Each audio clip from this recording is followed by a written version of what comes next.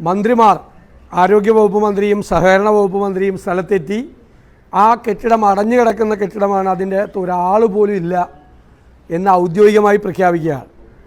അവരത് പറഞ്ഞതിൻ്റെ പേരിലാണ് രക്ഷാപ്രവർത്തനം നടക്കാതെ പോയത്.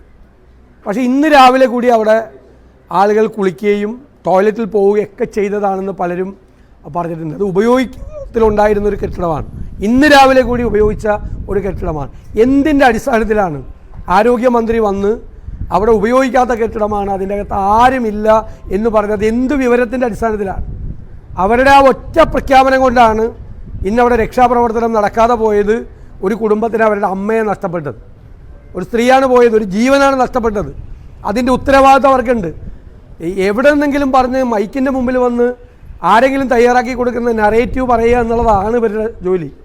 അത്യാഹിത ഘട്ടത്തിൽ, അത്യാസന്നമായ ഘട്ടത്തിൽ അവിടെ ഒരു രക്ഷാപ്രവർത്തനം നടത്താൻ പോലും ഇവരുടെ നിലപാടുകൊണ്ട് കഴിഞ്ഞില്ല.